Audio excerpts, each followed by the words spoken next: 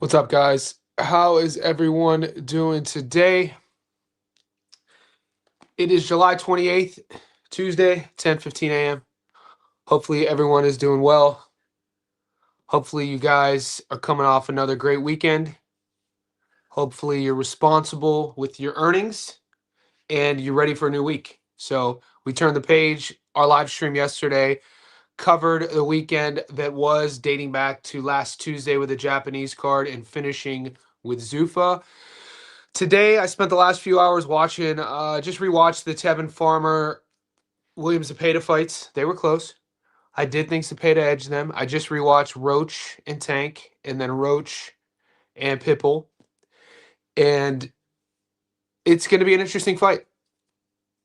It's really hard for me not to take Zepeda at plus money based off of styles alone.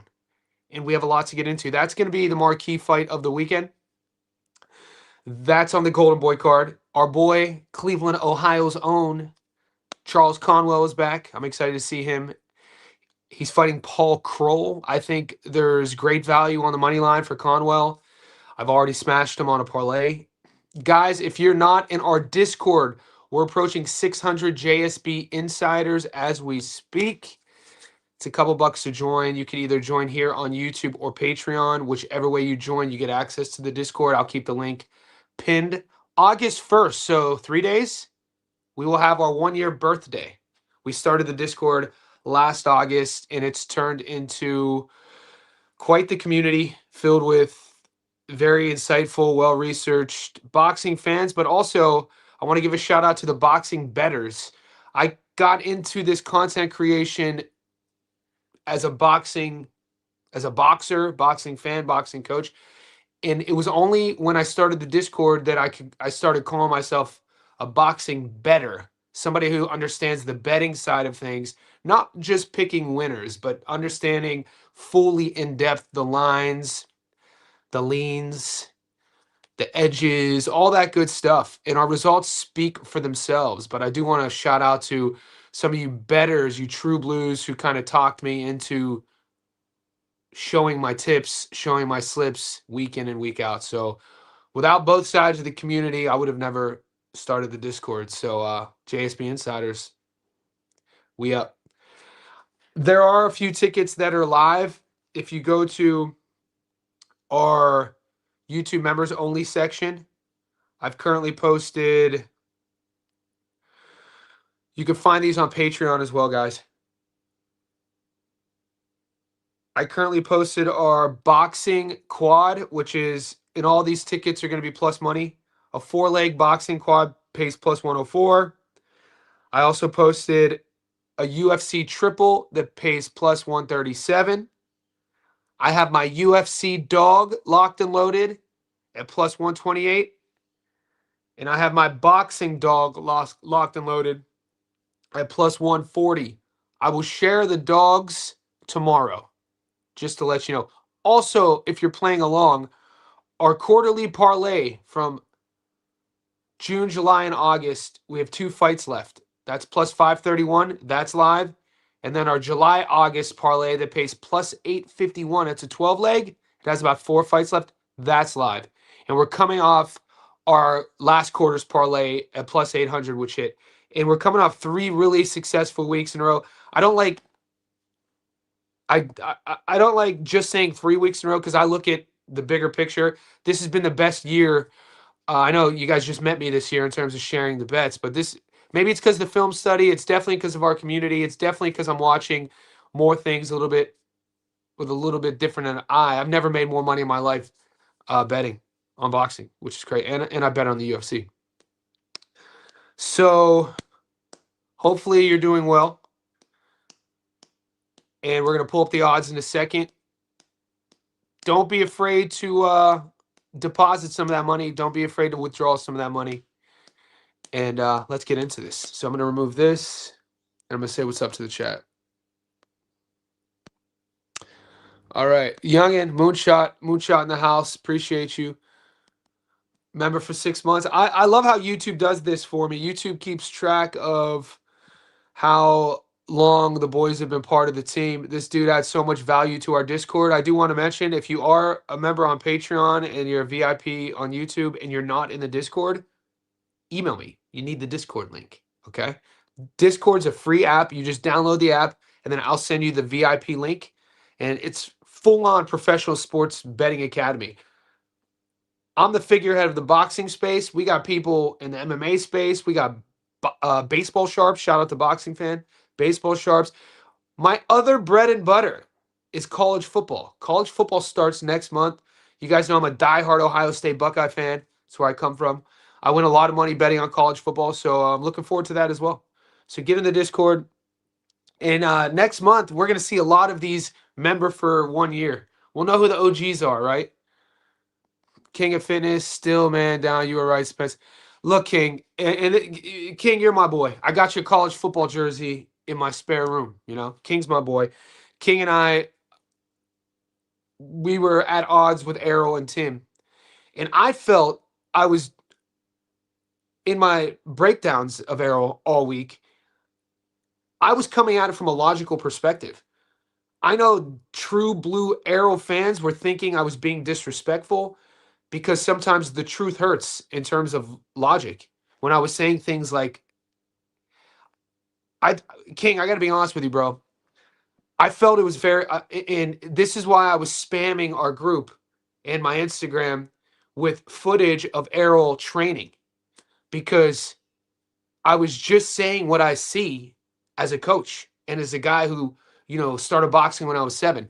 There's certain things that you look for in terms of angling, in terms of punching, in terms of pauses, in terms of footwork. And the comment sections were absolutely insane, delusional in not admitting that Errol didn't look good. The content creators were gaslighting you bettors into saying he looked good. No Limit Promotions, PBC, Phil, the Zone would show Errol hitting the pads with Ronnie, saying Errol looks great.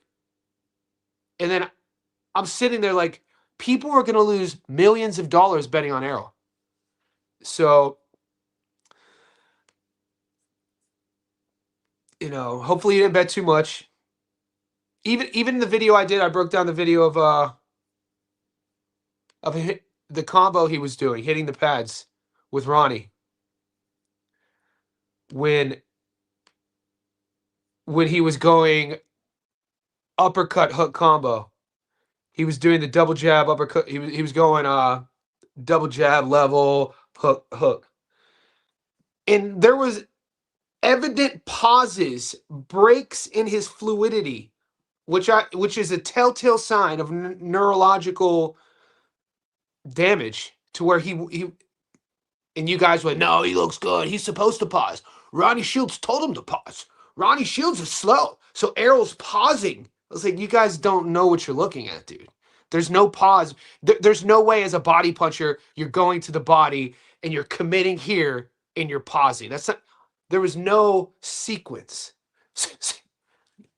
Anyway, I don't want to talk too much more about it because Errol was my guy, and it being there live, I wasn't too far away from the ring. I didn't like seeing him like that. It sucked. I felt weird watching that fight. I did.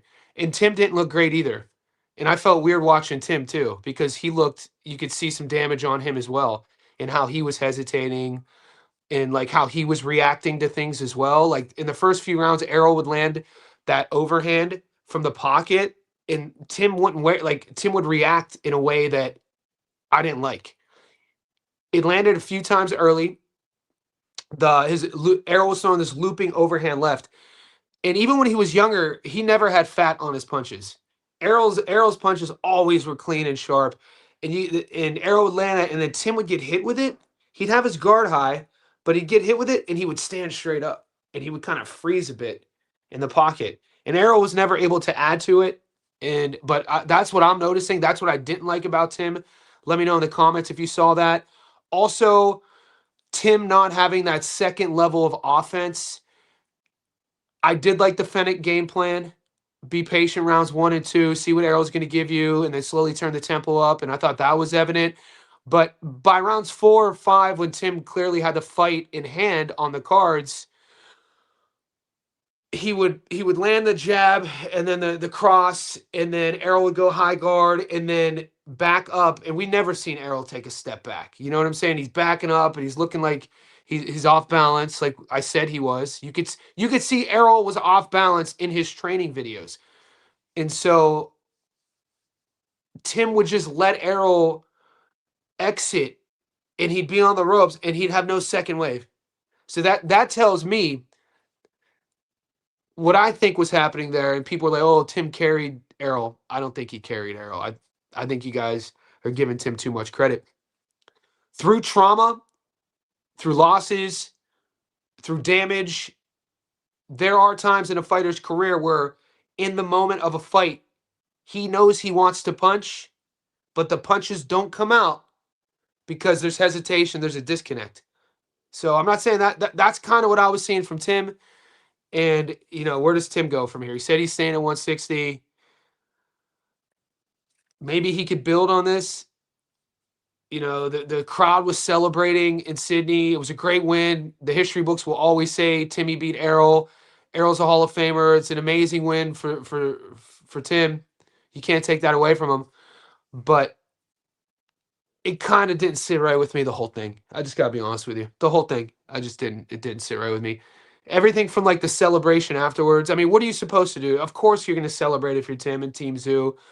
But like, just as I was critical of the media during fight week, everyone picking Errol in fight week and everyone hyping Errol up, I've been equally critical here locally in Australia for the headlines acting like Tim beat a prime Zoo, or acting like Tim beat a prime Errol. Some of the headlines were like super celebratorial, which I get. He won the fight against a big name, but you got it. Yeah, it kind of didn't sit right with me. Responsible with our winning, never. I don't know how Roach neutralizes the volume. Yeah, so this is something. What's up, Jay? Guys, go follow Jay Knows Boxing. He's a week into his channel. Great channel. He's a JSB insider. I just watched your live stream that you put up yesterday, bro. I loved what you were saying when you were running down the list of fighters and you were talking about it's clearly evident that these guys are showing degradation. And I like where your channel, how you're, the narrative and rhetoric. I think that's going to be your niche, your sort of point of difference is your knowledge to talk to the betters. You're talking to the betters. And Jay was telling his people, our community, the same thing you guys hear me say on the fact that we're not breaking down fights, guys. We're not wagering our hard-earned money, guys, to bet on our favorite fighters. We're wagering our hard-earned money to win. So if you're serious about this, there will be times. If you're new to our team, our community, there will be times in the near future where you're going to find yourself having to bet against your favorite fighter. And I suggest if you find yourself betting because you like the fighter and you're hesitant, you don't always have to bet. Some fight, like if I'm a fan of a fighter and it hasn't happened in a while, I'll take the fight off because I could trick myself too. The last thing I think the longer you're in this game, the more you're able to develop that discipline. The good ones like us, our group, we win consistently. We don't bet emotionally. You know what I'm saying? Like you could bet against guys that you like because you're betting financially. Once you remove the emotions from it, you don't crumble in a conversation. You don't break down in a debate. You don't take a guy because you dislike Mexican fighters. You don't take a guy because you don't like Philly fighters. You know what I'm saying? You're in that groove of like, we're just out here winning. We're just out here eating. We're up. And Jay, that keep doing what you're doing, bro. Keep making content. Terry Lance, shout out to Terry, former pro. Bud's Camp. I got to go with Zepeda. Dude is a beast, and Roach Jr. doesn't do well with southpaws. In fact, yeah. So Terry, man. So Terry's comment here is similar to what I'm sure Tommy Randone. Tommy was in my ear a couple weeks ago when the odds dropped, and he said something similar. He was talking about Roach's how he deals with southpaws, but also when you're looking at traditionally the volume and the fight that Roach looks good at versus the fight that Roach doesn't look that great at. Zepeda, man, he throws double the volume, averages about 90 to 100 punches per round.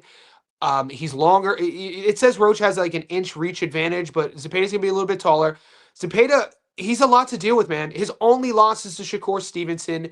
He has, a high knockout to win ratio, but he's more of a swarmer. He's not really a one punch guy. But if you come in unprepared against Zepeda and you don't have that sort of power to get Zepeda's respect, he's not going to stop. Now, Shakur fought Zepeda like brave. Like Shakur stood his ground against Zepeda. And, I love seeing that side of Shakur. And Shakur's obviously, there's only one of Shakur who's that defensively sound, but has that great of hand speed and has that great of a fight IQ. People don't talk about his punch placement enough. People don't talk about his control, his countering enough. Everybody thinks about Shakur as just being this defensive guy, but Shakur does a lot of things brilliantly on the offensive side as well. So he's one of my favorite fighters to watch. And I don't want to say Zepeda in that fight never really looked out of depth. It's hard to, obviously no one's, how do you look good against a guy like Shakur Stevenson? I don't think Roach is Shakur Stevenson, and you got to think Zepeda's gonna want to level up. It's a Golden Boy card. Keep that in mind as well. Zepeda's plus money as well for you betters. Like I said, how I started this, it's really tough to not take that plus money. But some of the smart guys I know, like Terry, like Tommy, guys who've been in the ring at a professional level. You want to listen to these guys when they talk about stylistic matchups. You want to listen to these guys when they talk about sort of like the technical breakdown of fighter A versus fighter B, what fighter A is good at versus what fighter B struggles with, that sort of thing. And Terry's the second pro that I know in my, talking about this exact thing. So currently, it's good to see Conwell back. I'm going to get into all the fights real quick. Since we're on Zepeda, I'm going to play both sides of the coin real quick for whatever side, because this is going to be, and these are, we've had a few of these week after week, which is great for our community and great for the chat. This will be a fight that divides the Discord. People will, it's fine. People will bet on Lamont because they like Lamont. People will bet on Zepeda because they like Zepeda. People will bet on Zepeda because he's Mexican, and they won't bet on Zepeda because he's Mexican. This is the casual. You guys know I'm not telling you anything that isn't unknown. Here, race has nothing to do with the best sport on earth. We only deal in outcomes. We only deal in experience and film study, and we deal in making money. So when you break this fight down, if you're on Lamont Roach's side, you got to think it's a better. If you see something in film that you like him, 64% return is great. If you got a big bankroll and you think that Lamont is going to edge him and be a little bit too classy and be able to add on and take the blueprint that what Shakur laid out and think that Lamont can mimic that, and you have a big bankroll, 64% return is great. You're putting 10 grand on that, you're getting 6,400 back. It's a great return. Now, if your bankroll is a little bit more modest, 64% return is a great parlay piece. You just find one more bet, one more fight. You take Roach, maybe add Conwell on the money line. You're at plus money. That's how I would deal with it. Personally, I really like Zepeda on the money line at plus 140 right now. And the way I bet historically, you guys know, I like using strategy. If I'm taking a guy at plus money, there's something that I like. I'm going to just go full unit on the plus money, not get sexy, not pick method of victory, and just take the point, take plus 140. So that's how I see it. That's how strategically I would play it on both sides of the coin. We know that people like being sharp about it. People are going to ask me all week, how do you see it going? I think that a lot of people are going to instantly say whatever side of the coin you're on, it's on points. I could see a world where Zepeda might, like this, the stoppage for Zepeda could be live. It could be. I'm not going to sell out on that yet, but that's kind of my take there. Mags, we up. Johnny, it's Mac. We already debated Roach versus Zepeda. Put your money where your mouth is and go heavy on Zepeda. Yeah, we bought it. We bought it. I think so. I think that's where I'm at. We have all week to debate. It's still Matt. Who you taking and why? All right. O'Leary beating an old watch Maxie Hughes doesn't mean a damn thing. Chamberlain is live. Chamberlain is the first young power puncher O'Leary's faced. Yeah. See, it just comes down to what you like when you watch both guys. I like O'Leary's energy. I like what you said. Jay brought up some good points on his live stream. He talked about he brought brought up the Irish culture, which is true. The Irish fan base. He was talking about the Puerto Rican fan base, and he was using comparisons about how certain parts of the world, the boxing fans are starving for an A side. The boxing fans in certain parts of the world are starving for a champion. And sometimes you see guys will get pushed and moved along because of that alone. Now, I know Julius is leaning, from what I'm reading, Chamberlain. You think that this might be the case with O'Leary. I like O'Leary's energy that he brings in and out of the ring. I like his training. I like his camp. I like what he's looked like so far as a pro. I think he's a tidy pro. Chamberlain, for me, then we have to talk about the fight is in O'Leary's backyard. He is the A side. I'm gonna have to be convinced. I gotta, maybe you come on if you want to come on the live stream. I'll drop a link because I'm never against being talked out of a bet. It's just when I'm watching Chamberlain's tape, I don't know if he has that gear to be able to travel in as a B side and beat O'Leary. I don't know if he has that in him. 55-45 Zepeda, I can see it. Honestly, I can see Roach versus Zepeda ending up like Shakur versus Zepeda, but Roach having more power. By the way, I became a member for the Patreon. Hey, Galvin, what's up, buddy? Yeah, like Roach has great timing, great counter. You think Roach has more power than Shakur? It sounds like a crazy thing to say because people would say Shakur can't punch. Shakur's punch, we haven't really seen the power manifest. We can't count Josh Padley. He probably, at 126. Where did he fight Jamel? 26 or 30? So both guys, it's fair to say both guys rely a lot on their timing. And we know the timing creates speed, speed creates power. I think, the argument should be who has more power, Roach versus Shakur, because they both have different styles and they obviously both do things way differently. The thing about Zepeda is his style is unmatched as well.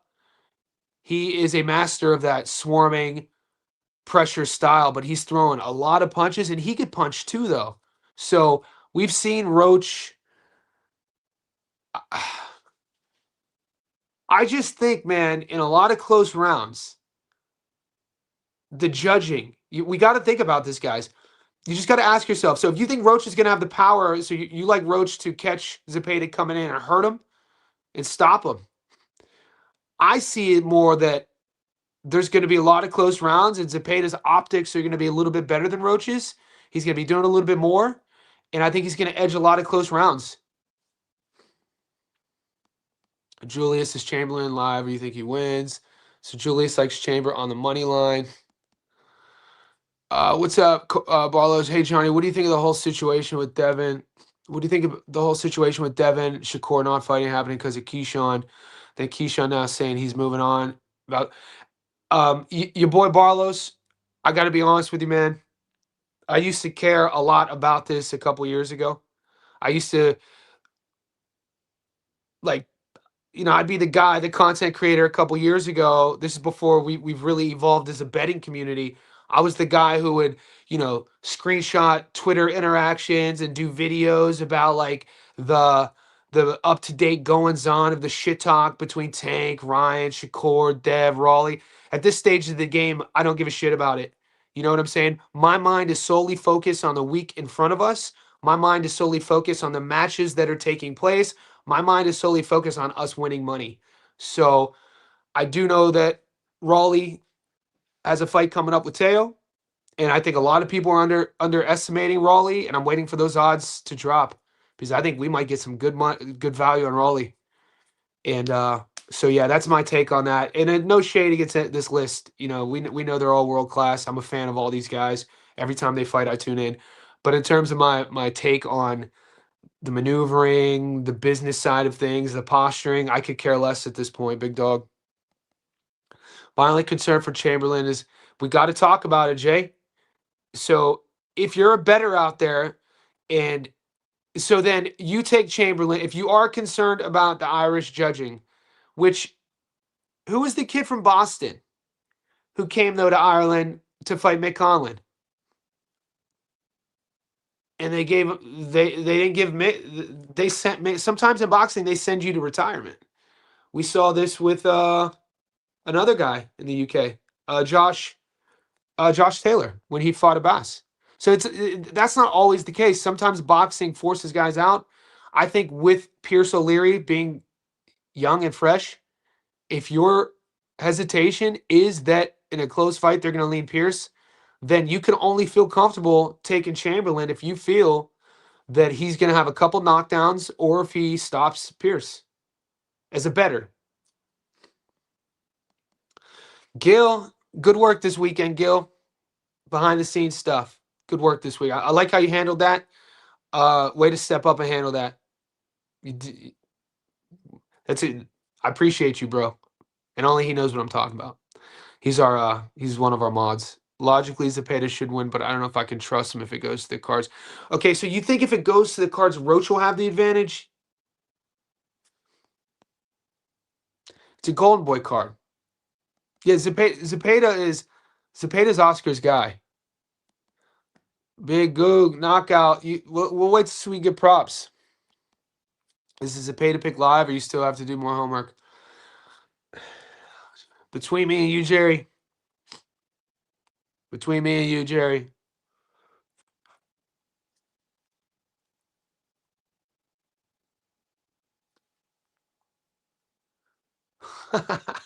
The jury's out. I just haven't. Look, I'm trying to be a better. There's been times I get a lot of hate from people who don't know me on a social media platform that I don't use, called Twitter or X, for giving our community the reads too early, and then allegedly odds crash. So now what I do, and look, I'm not a mean dude. I'm not mean spirited at all. Like when I see dogs, I usually jump on them early. Like I took Tim Zoo in June, but didn't share it until fight week. I took Zepeda a little while ago. I knew I was going to take Zepeda. I just didn't want to tell anyone. But I just can't. I can't pass Zepeda money line up. And historically, me as a bettor, this is just me as a bettor.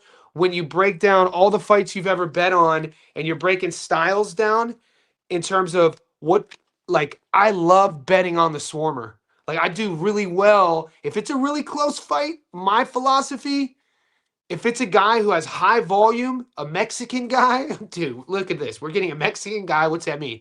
He's going to be super durable. We know he's a champion caliber guy. We know his only loss is to Shakur. So when I get that guy who's also a volume puncher Swarmer with a high knockout to win ratio versus a guy who's had fights at lower weight classes. I know this fight's at 35 and Roach went up to 40. We've seen him at 30. That's where he pretty much cut his teeth. And I'm getting the Mexican Swarmer, the durable guy, the taller guy at plus money. Come on, dude. There's no way. You're talking about a live dog here? If you ask me, that is the definition of a live dog. So yeah, I'm on Zepeda. Zepeda would be the favorite if the fight was made a few years ago, so I'm not sure whether the bookies have Roach.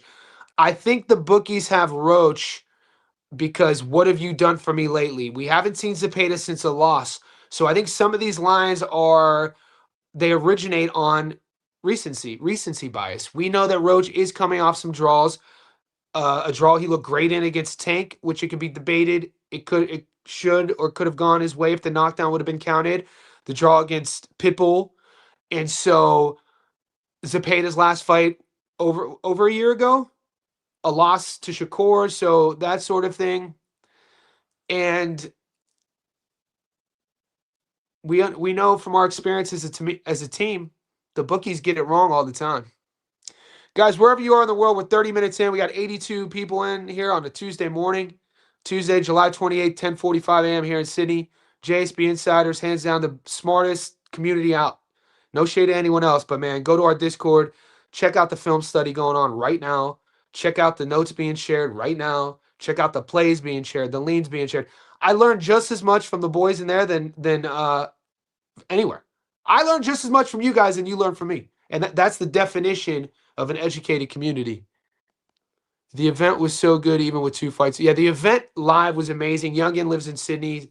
Youngin and I were at the event. I couldn't link up with you, bro, because I was in this sort of nook area down, close. And it was like I'm kind of like at the fights. I don't like getting up. I get a bit social anxiety as well. Like I get a little. So I'm glad you had a good time. That the Callum Peters fight was my favorite. The Paulo Acuso knockout was freaking electric. And Youngin, because you were there, you could attest to this. And I think Boss Christos might have been there too. It was like a jolt into everybody. Because after the 7th round, I thought Akuso was not, I thought he wasn't going to get up off the stool. I thought his dad should have stopped the fight. He was out on his feet getting hit clean. And then he had a second win, dude. And shout out to Akuso because that loss could have derailed his career. And he dug freaking deep. That Colombian was tough. And he had to dig deep, found a second gear. And when he found that knockout punch, bro, and Youngin can attest to this, I've been to a lot of fights. I was there in Atlantic City when Pavlik knocked out Jermaine Taylor. That was only in front of like 5,000 people at Boardwalk. I was there when Pavlik knocked out Max Zertuche in Disneyland. I think that was probably 10,000. I was at Ronda Rousey Holly Holm in 2015, UFC 193 in Melbourne.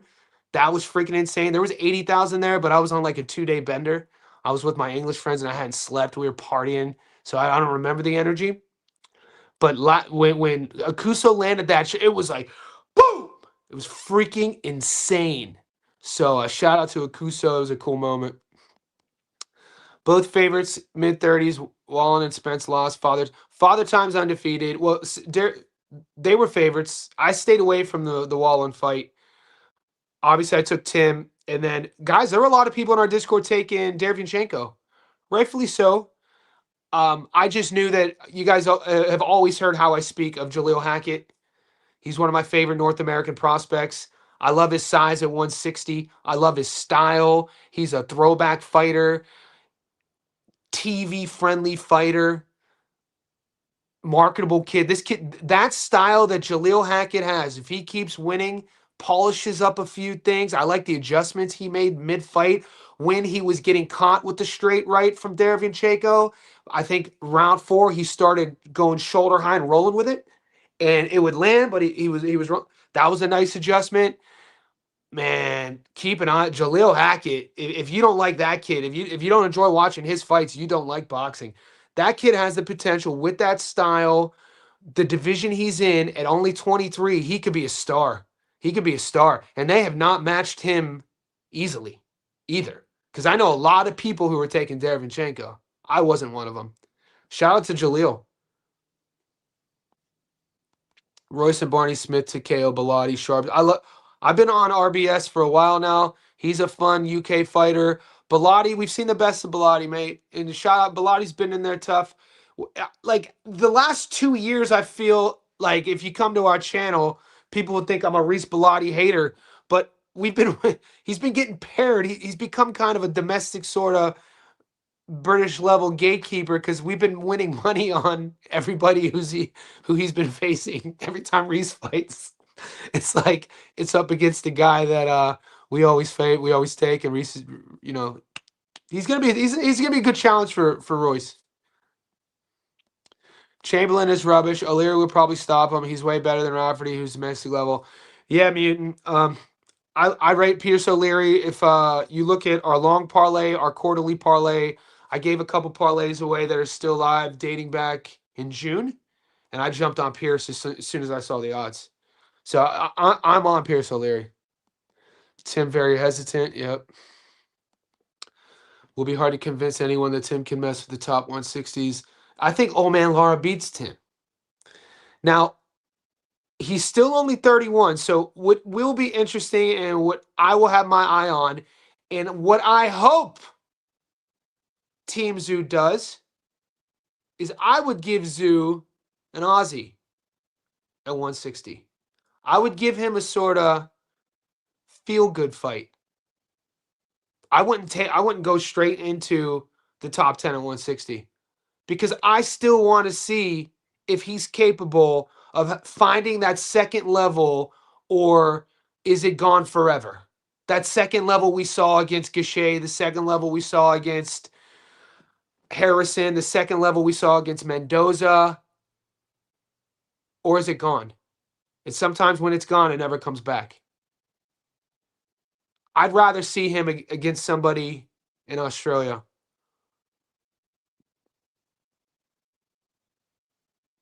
Because that guy who fought Errol, Lara beats. He does, man. Lara's still at 89 years old is special. Like, my favorite thing about Lara is how he changed his style the older he got. He started moving less, sitting on more shots, throwing more power shots. And that's what I said in my breakdown about Errol. Of all the stuff I said about Errol, not including the degradation stuff that turned out to be spot on, but the things I said about his style, I said his style doesn't age well. Even if he had never got into a car crash, even if he had never been knocked out by Bud, that marauding front foot body punching, take one to give one, bully you, break your spirit, break your will, stuff. It doesn't age well in boxing.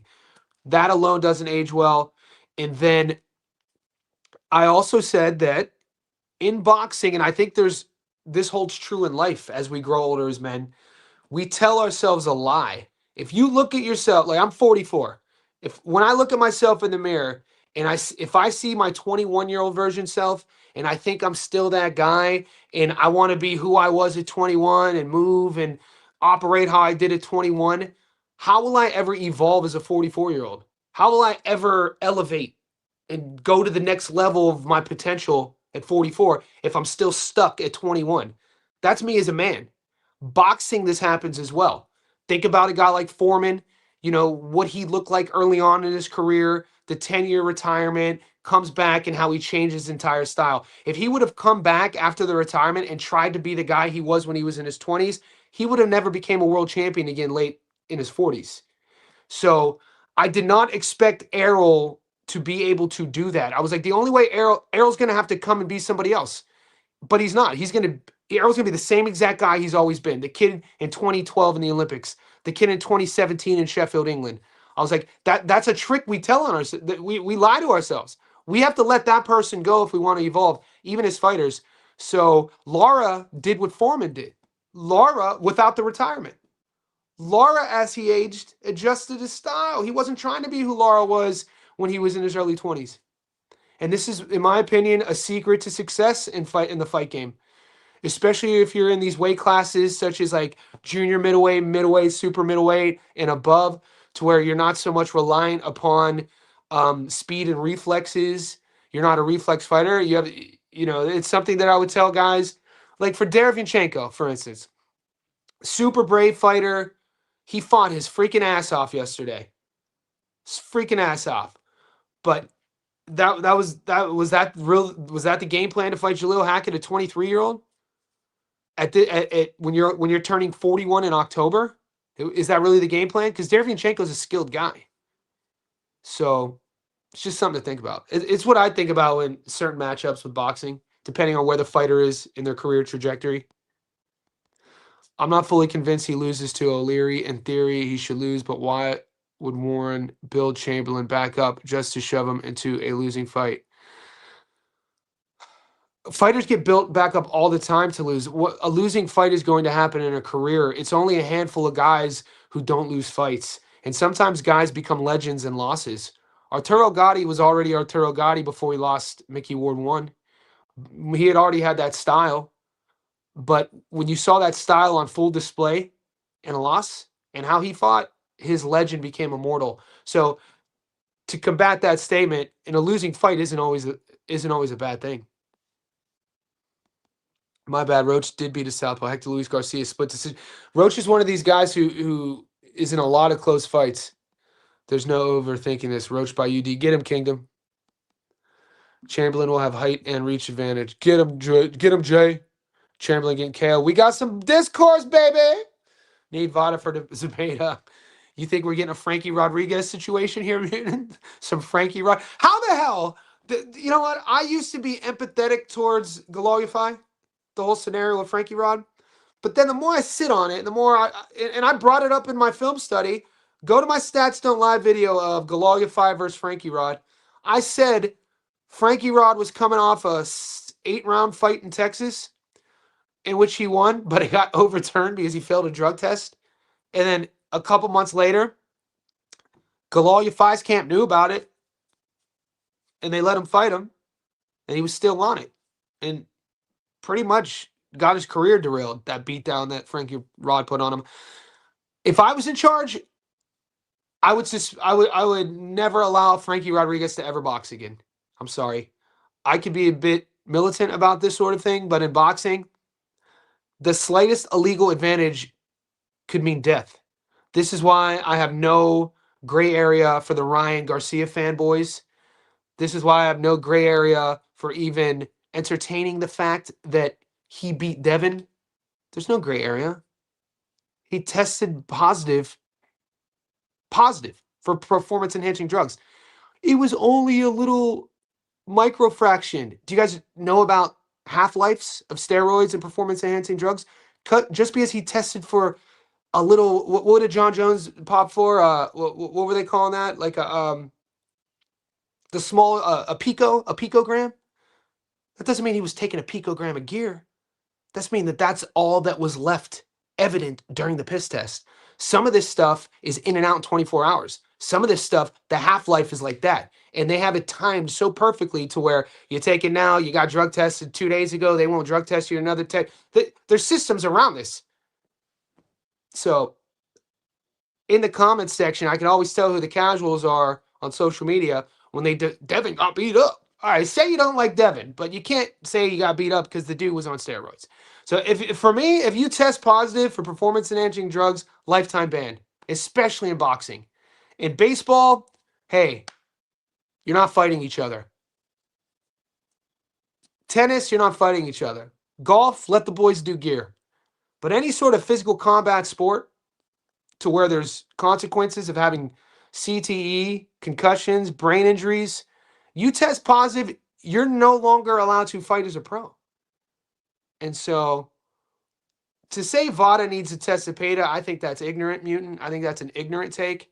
Because if you know anything about Mexican fighters, if you know anything about elevation, if you know anything about even training in Colorado, American fighters will go to Colorado to the mountains for elevation. Mexican fighters are training above sea level. They're used to it. They're known to be cardio machines. So I think that's just an ignorant take. But especially when has Zepeda ever tested positive for anything? Or maybe I'm tripping. And then I owe Mutant an apology. User, what's up, brother? O'Leary never stopped a young power puncher. Fresh BX in the house. O'Leary knows how to punch these Irish fighters. Now, you guys need to re-up your. I got a whole list of the boys in our Discord who are in there freeloading. I didn't want to put them on blast, but in the live chat, we all Kingdom, mate. Resubscribe, bro. It's like $7, mate. I ain't gonna kick you out of the thing though. The mods might kick you out for freeload, but it's all good. Larry knows how to punch. These Irish fighters know how to get knockouts. I like the Irish kid here. Stevie Cans. I like it. It's a setup parlay piece. Right now, you're getting about 20% return on it. I feel you. Next week, Nakia, McKenna, Walsh. Yeah, I'm just excited to see Aaron McKenna back. We got hype during his last fight. It seemed like so long ago. Last April. Not this April. The April before, I think.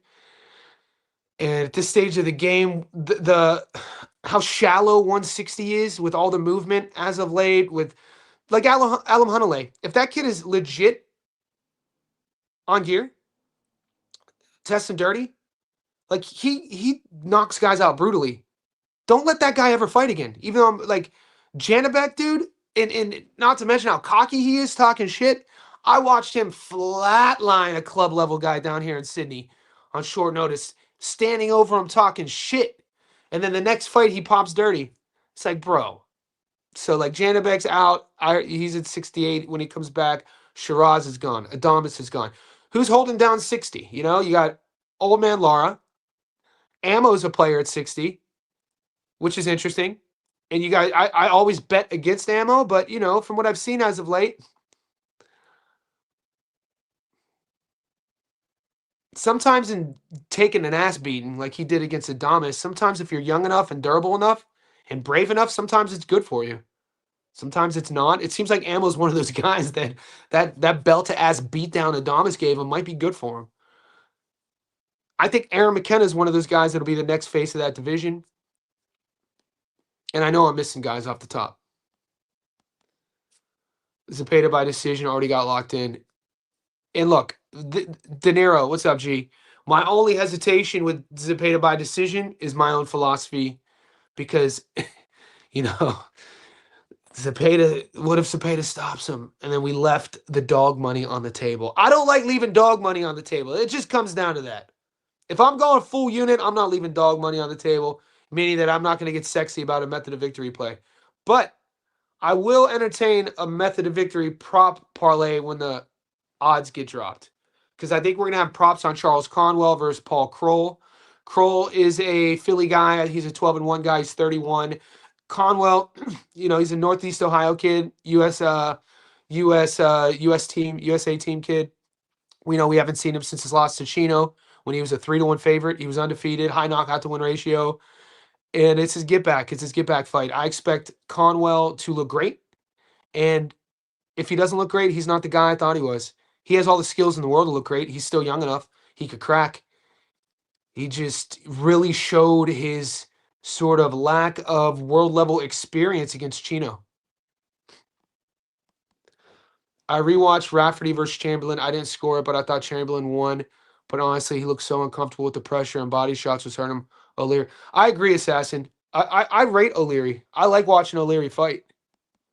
Raleigh odds have dropped. Let's pull it up.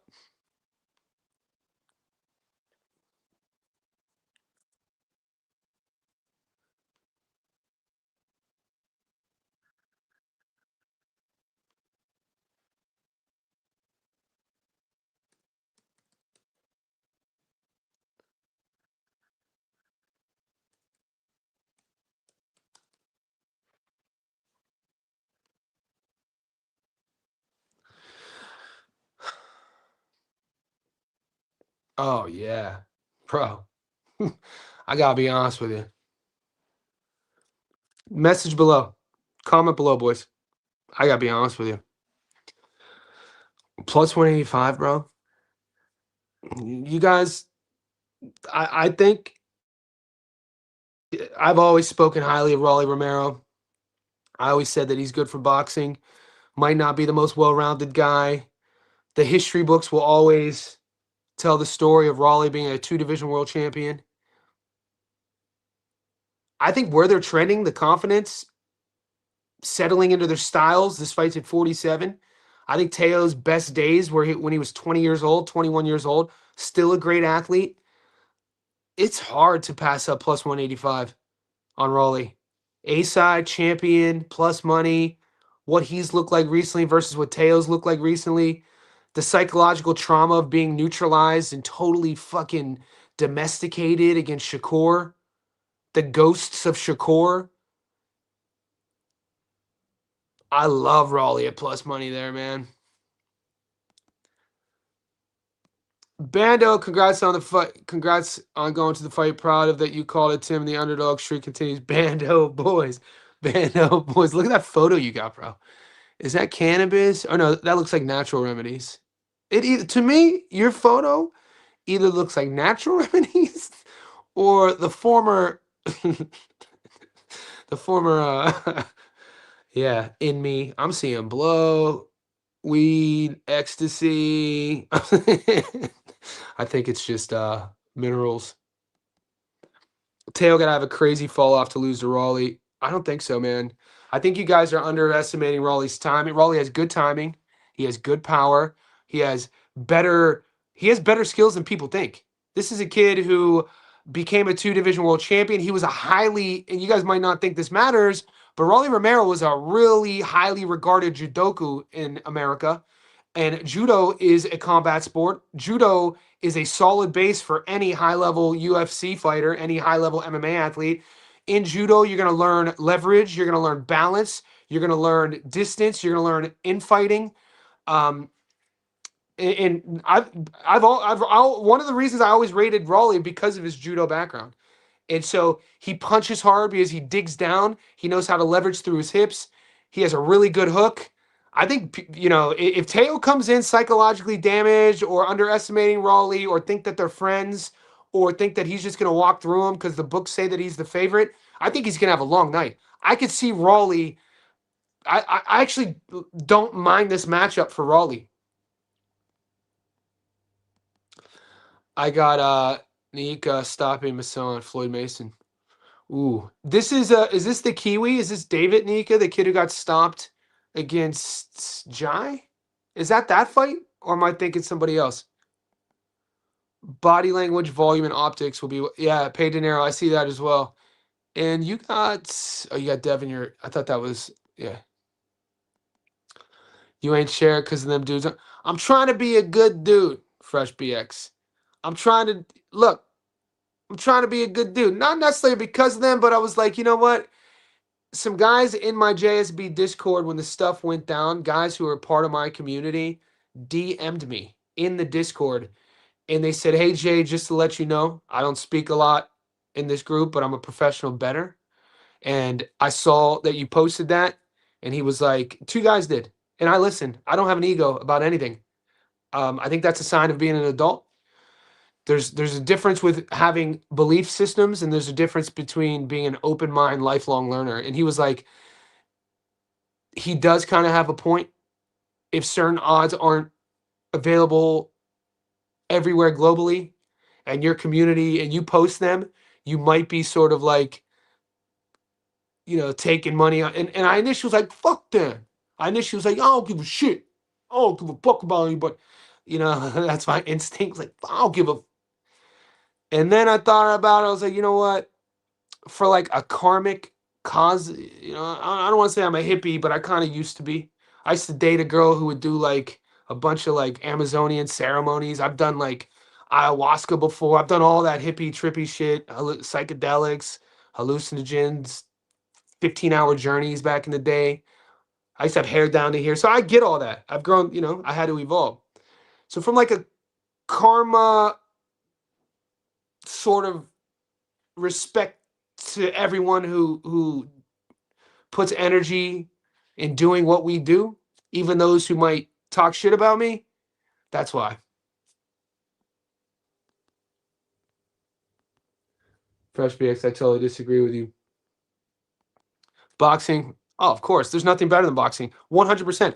Think about the journey of a crazy fight. Think about the storyline of Berlanga versus Butler. That storyline is crazy. The ebbs and flows of everything that happened in that fight. You only see that in boxing. What's up, Wisher? I gotta be honest with you, bro. Thank you for commenting. I don't recognize you, but if you're here and you never comment, I appreciate your support. I still have PTSD from that first fight, bro. Like, I'm not. The boys know I'm a cowboy. I'll stand 10 down on business. I don't flip flop. I put all my stuff out there. So if I'm putting something down on a fight, I'm also putting the content out, and I leave myself open to critique, which is great. I know what I'm getting myself into. I very rarely will ever say I don't believe in no bets. I don't believe in no bet lists. I don't believe in guys I don't bet on because I'm like, if I'm going to make a no bet list and that fighter is fighting, then why not bet against him? Doesn't that make sense? Isn't that a lean? Isn't that an edge? But that fight, and the JSB Discord will agree, bro, that first fight, it was a beautiful weekend. It was going from the seasons were changing here in Sydney, fall into winter. multiple fight cards, everything hit, props were hitting, dogs were barking, the boys were dancing, champagne was popping, cats were getting along, people were getting invited to cookouts, we were barbecuing, and all we needed was Callum Simpson on the money line at like 5-1.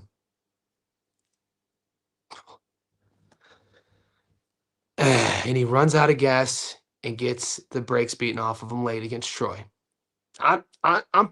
That's still not many fights leave a mark. Caleb Plant getting his ass beat against Armando Resendez still leaves a mark. Callum Simpson losing to Troy Williamson is on the top of my leave a mark list. That's about it.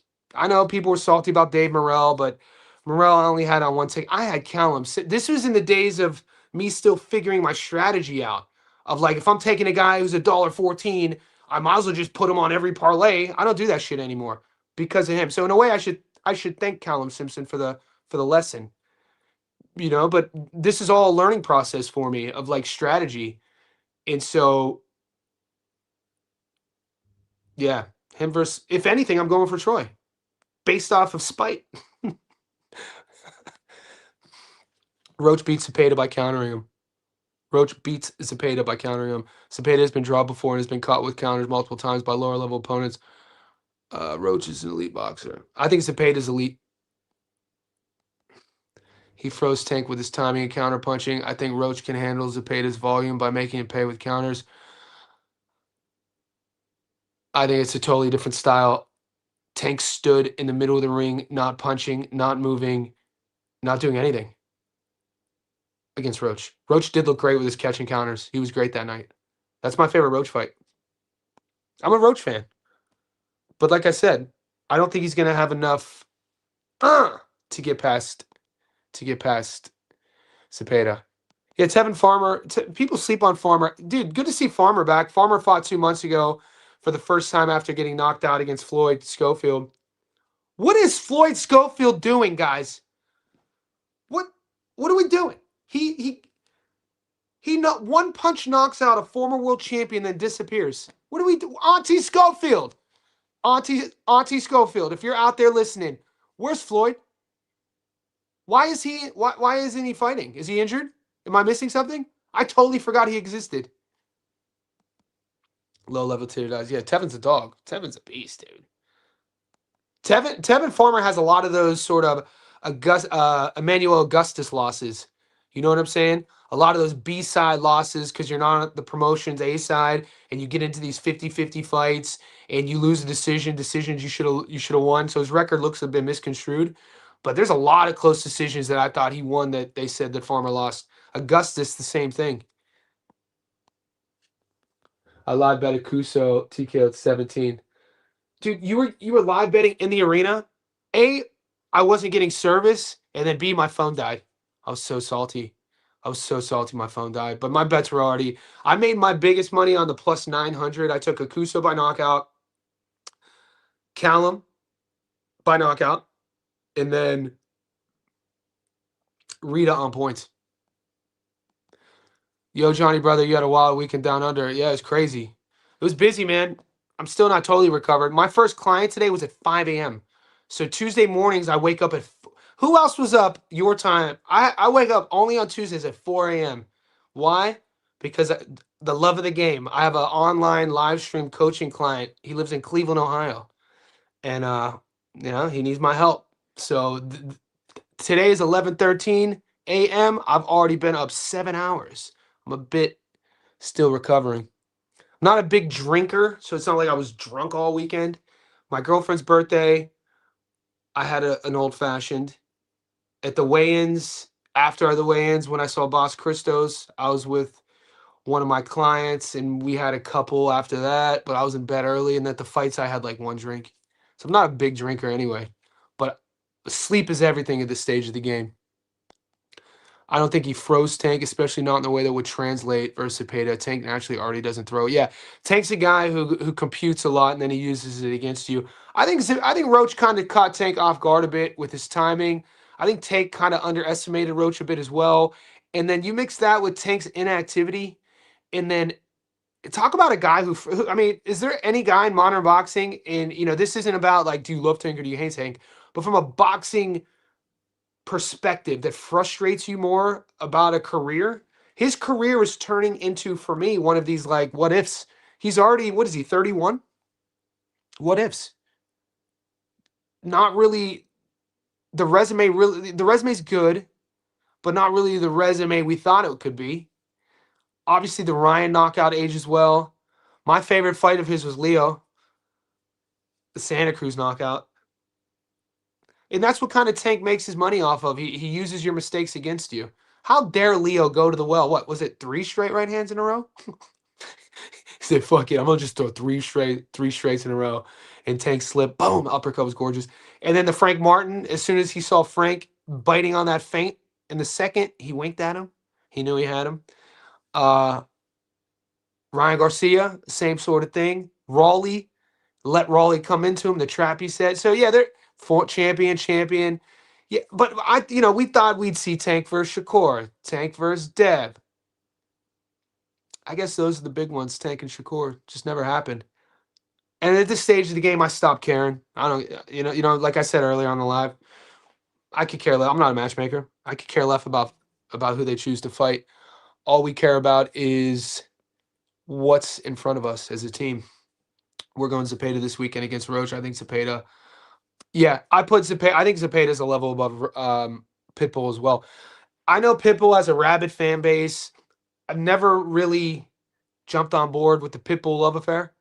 I think if his name was Jim Smith, if Isaac Pitbull Cruz's name was Jim Smith, and would he have that fan base? If Jim Smith was from Davenport, Iowa, I think that it come a lot more. This is why boxing's a beautiful sport, because marketing and nicknames matter, fight styles matter. He just, I don't know, man. I never looked at Pitbull and was like, this guy is like the elite of the elite. I think Zepeda's style is really hard to deal with. What's Shakur's best win?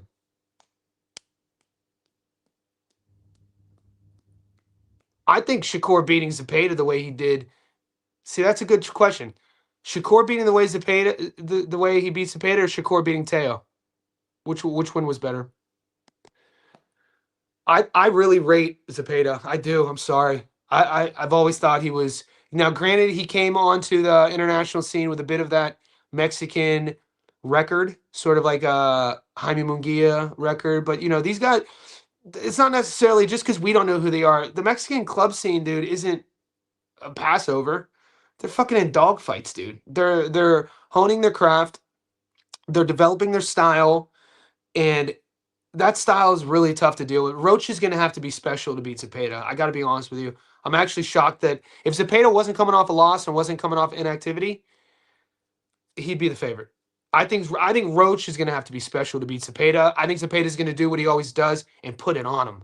I think he's going to put a pace on Roach, and I think it's a bad comparison. You guys are going to cook me for saying this, but I think it could look like ABJ versus Kenneth Sims Jr. We got Arnold Barbosa Jr. as an underdog, as the A side against Kenny Sims Jr. Remember that. And Kenny was coming off a loss to Duarte. We keep all receipts. We out here. We keep all receipts out here.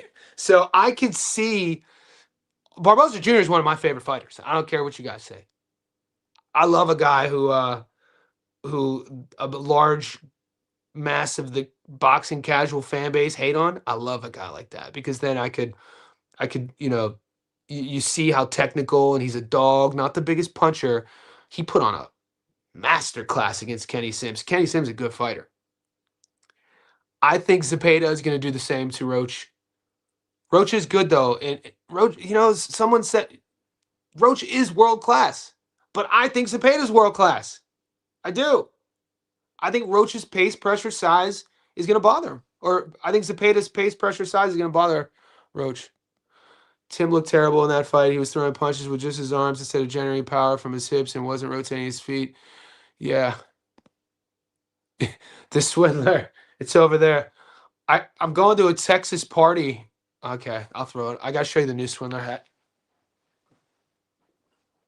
This shit's hilarious.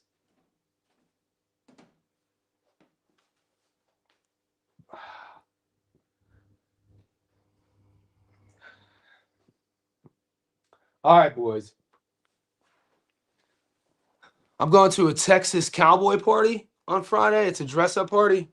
So you have to, it's Texas themed. So I got the American cowboy hat.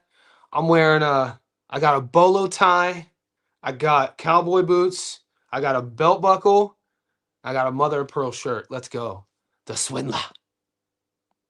I want you to have that PED conversation with Kelly, see what he says.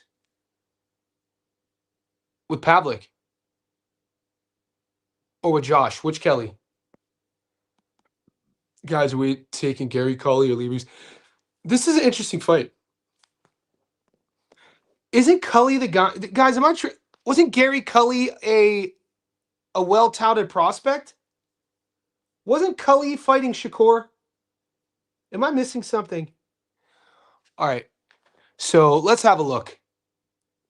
Isn't Cully the kid who was... I swear I did tape on Cully and even did a Stats Don't Lie video on him, and then the fight got called, right?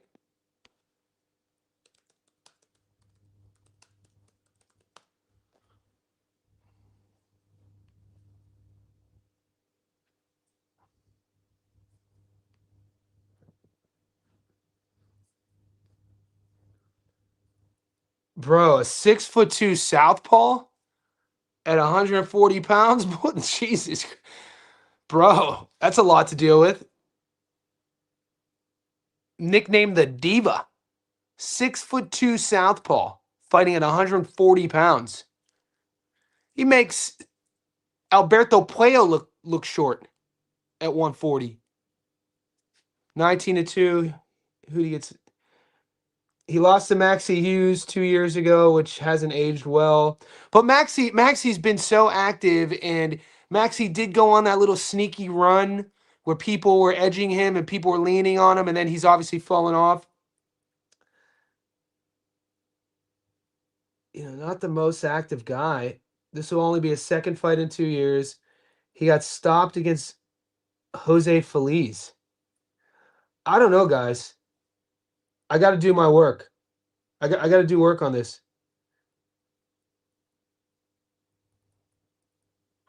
His corner threw the Talon against Jose Feliz in the 3rd round. So what did he do? Did he just get steamrolled? That happened at home. I assume he was a favorite against the 39-6 Jose Felix. Cully down twice in the 3rd. His corner through the Talon. You guys tell me, man. Is Lee Reeves live?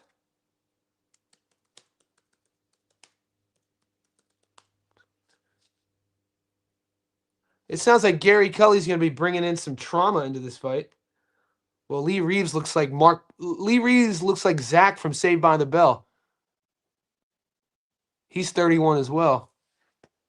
I don't know, guys. This might scream domestic dust-up. 16-1, 11 knockouts.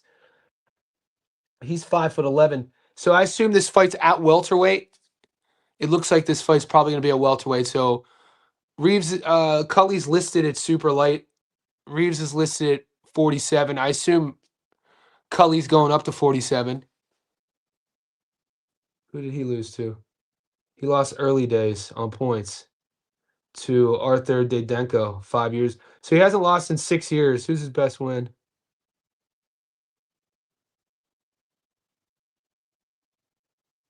I don't know, guys. That resume looks super suspicious to me.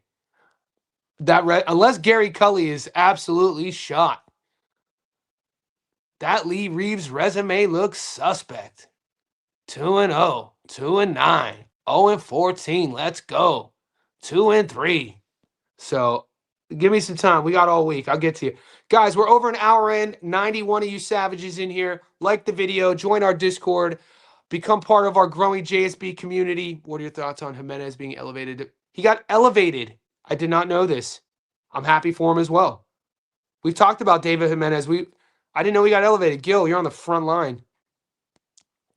O'Leary is the A side. It's in Dublin. He's got the upside. Why would Warren put Joyce in with Dubois? Because he's supposed to lose, even though he's signed to him. Yeah, there has to be a winner and a loser, especially if you're running a promotional company. A sides matter. A sides do matter, guys, especially when we're talking about, they matter in Australia. They matter in Montreal. They matter in the UK. They pretty much matter everywhere except Zuffa. The only time you could throw out the A-side philosophy playbook is Zuffa. The guy who knocked out Steve Ursig was coming off a 12-month suspension for Tremendine, and Norma tested positive again for the same thing. He should be. I don't know this. Damn, Ursig I didn't bet on that fight. He got knocked out again. Bad luck. I would kick him out of the sport forever. I think damn near every top athlete is some sort of gear money talks to a good doctor. Well, there's there's a difference with purposefully taking performance enhancing drugs and then, having super scientists on your, and I guess what is the difference, right? In modern sports medicine, the Punisher, what's up, buddy? Roach got power. Zepeda has power. Zepeda not going to stop him. Roach took tank best shots. Roach got a chin. Yes. I think Zepeda, but he can outwork him because he fights in spurts. I'm taking I love Raleigh. Johnny, who's one of your favorite fighters in boxing? I've always said Raleigh Romero. I said it before he was a champion. I said it before the tank fight when he got knocked out. I'm a Raleigh guy. I like Raleigh. I like his personality. I like that he doesn't take himself too serious. I like that he has a martial arts background. I like the fact that this dude was a highly ranked judoku amateur in America. I'm a fan of that. And yeah, I'm a fan of Raleigh, man. Even when he got, his fight against Unk, when there's a bit of controversy with his fight against Unk, but then I bet against him in my breakdown. I said I'm betting against one of my favorite fighters, and I took Ryan to win, and Raleigh won. You know how bad that felt? How bad that sucked? Because it's not like Raleigh's a front runner. It's not like one of my favorite fighters is a guy who like everybody likes. So when he's the underdog and I bet against him and he wins, I'm like, what the fuck? My logic just backfired. Johnny, the cash out was good this week, and I had Jaleel Hackett by decision prolonga. You're eating then, young money. You're eating. Why didn't Shaq fight orthodox? He easily have got his foot outside and the inside. He's trying to make Zepeda look good. No way. Man, Raleigh been put to sleep twice, Johnny. If you hit that one, I tip my hat because I vehemently disagree. When's the last time Teo looked good? You're gonna say ABJ. He looked all right against ABJ. That fight's a lot. Rewatch ABJ versus Teo. It's a lot closer than people remember. Raleigh actually can set his shots up too. Yeah, people sleep on Raleigh, man. Great timing, great power, good ring IQ, and switched on. People underestimate him, and that's why I like him. Raleigh got an ugly ass style, but he makes it work. He was beating Tank pre-knockout and schooled Ryan. Yeah, you think it's ugly? I guess I would call it. He has like an athletic style. It's like you could tell boxing wasn't his first sport. It wasn't his first martial art. You know what I'm saying? Because you could see in his physique the base he has, the balance, all of that's judo. Usyk sleeps Wilder. I'm not entertaining that. Those guys both should retire. What's up, Barium? My guy. Follow him on X. Follow him on Twitter. This dude's a beast. Zepeda on points is plus 320. That's a terrific value for leaning. Yeah. So I'm going to wait until we get more of the fights and then do a prop parlay for the boys. That is great value. Raleigh is a heavy puncher and Teo gets cut a lot.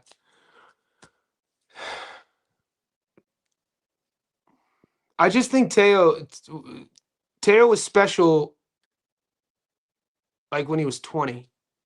2021 with a kid with that sort of skill set, super athlete, super speed, reflexes. Sometimes that style falls off of a cliff. It fades, and this fight's at 147. Because he's not a guy who's moving up known to be a physical guy who's a big puncher.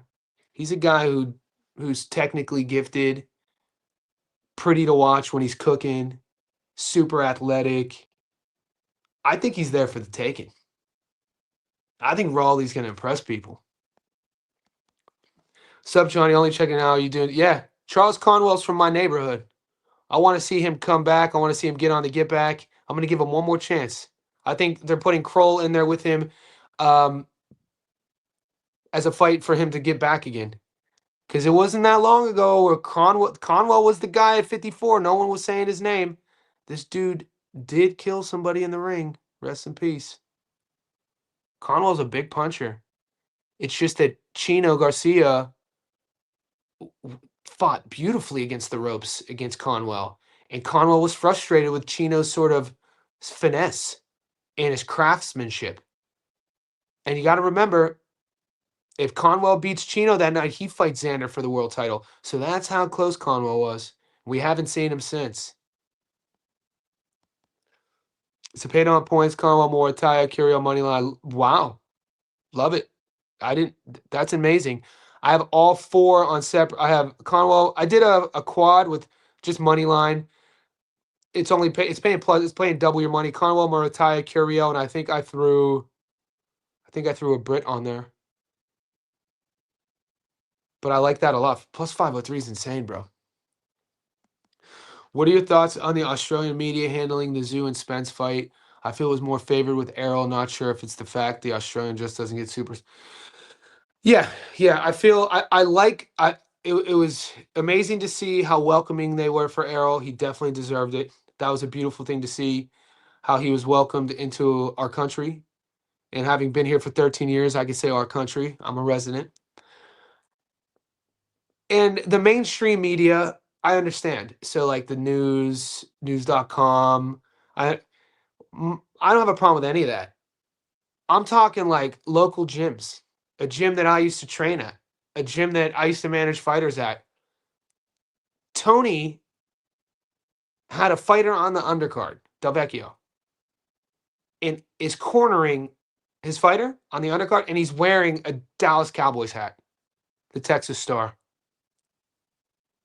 All right, bro. Say less. And then everything Mundine was saying, everything that Skinny Hussein was saying, everything the bullshit Billy Dib was saying, the garbage Terrence Crawford was saying, the only one, the horse shit Porter was saying, the only one that kept it real was Paulie. Paulie the entire time. And I'm more pissed with Bud because he comes out afterwards and says the same thing we had said all week, but after. You know damn well Bud saw the same thing. But if you watch Julius J Knows Boxing's last live stream, he mentioned this. If you're bettors like us and you put your hard-earned money towards outcomes, you would know not to listen to fighters. You wouldn't. Because they're going to be biased for one reason or another. They're going to be pick their guy for one reason or another, and they don't give a shit about you bettors. But you have, we'll never know the number, but I get millions were lost because casuals and loyalists were listening. Bud said it. You don't know more than Bud? You think Bud's wrong? Bud said it. Billy Dib said it. Where's your world titles at? Billy said it. All right, bro. That's what we're going to do then? All right, go bet. What do I always say in my breakdowns? Afterwards, in the comment section, we'll circle the wagon. I'll see you guys after the fight. All I respond, because the Errol casuals were so disingenuous and so uneducated with their reasoning, the only comment they got back from me, dummy, dummy, dummy, dummy, dummy. I'm usually not that mean. I like that. Berlanga is a cool dude. That fight got me last night. I've always had a special place in my heart for Berlanga. Eddie Baggs. I said all week, if Eddie Baggs couldn't beat Butler, we were all in trouble. We knew it was going to be a roller coaster ride. We knew it was going to have the ebbs and flows, but he got it done for us. That's all we could do. We just win and move on. You know what I'm saying? As betters, maybe both guys had fought Shakur take the win. Money line double, get it. I comment periodically, but day one. So I appreciate you, brother. That's why I referenced that, because I thought I recognized the Wisher bit. Appreciate you, big dog. You must ain't seen them New York comebacks in the finals. I thought you weren't even a New York fan, mate. You said you weren't even a Knick fan. Most watched finals since Jordan and the Jazz. That's what you call excitement. Now, I watched it. I mean, the Spurs, the Knicks. What the craziest stat in sporting? I love stats. You guys know that. What's the stat? Let me find it.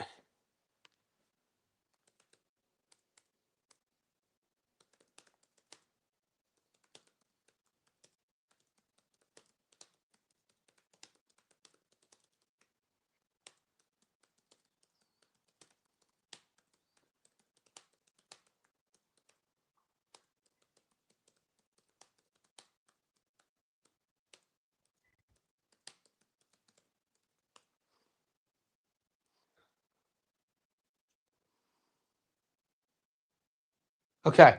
This, in my opinion, is one of the craziest stats in sports history. The Knicks won the NBA Finals against the San Antonio Spurs. What do you guys think the total amount of minutes throughout the entire series that the Knicks were up?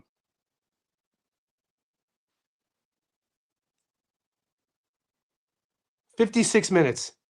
They were only leading 24% of the game, and they won 4-1. What the fuck? They were only leading, it only went 5 games. They were only leading 24% of the game, less than one quarter. So they lost more than 75% of every game, and they won the series 4-1. What do you make of that? You know what we call that? We call that an epic collapse from San Antonio. We call that shit in the bed. My college baseball coach used to say the assholes are puckering. You see that team on the other side of the dugout? Look at them. It's a big game. Their assholes are puckering over there. What the fuck is he talking about? It's a bit of a weird analogy, but yeah, that's what you call that. When you're leading an NBA Finals 76% of the time and you lose 4-1, you got some soul searching to do.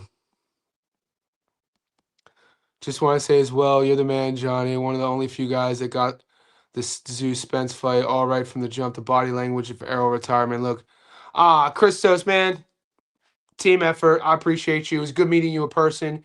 It was good to put a face and a voice on the tag, man. You're a beast. I appreciate the support. Look, I wasn't trying to be special about it, and I was hesitant about sharing it initially. The Arrow breakdown.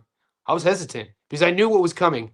Because I dealt with the Arrow fans in 2023, and so after I posted the first, dude, they came after me in 2023, and I knew they were going to come back again, and they came back in full force. It was like 3 years of waiting. They came back, and so I didn't have it took me like a couple days to have the confidence to double down with the content and the narrative. But once I posted the first short of the breakdown of what I was looking at, the neurological damage, I was like, all right, stand 10 toes down. Just own it, stand on business, let it play out. And so, yeah, it's just what I saw, man. And I'm never, no one gets all of their takes right, but I'm never going to give you, I'm going to try my best to never give you an emotional take. I'm going to try, I try my best to not break stuff down emotionally. That's why you'll never hear me, this motherfucker's going to get knocked out. That dude's a fucking boom. You never hear me talk like that. I do my best to hold myself to a certain standard about both sides of the fence. I don't call fighters bums. I don't call fighters trash. I don't, I do my best to, and I think that the sport, like we owe that to the sport. And so even when you do that, they'll come for you, but it's the game that we play.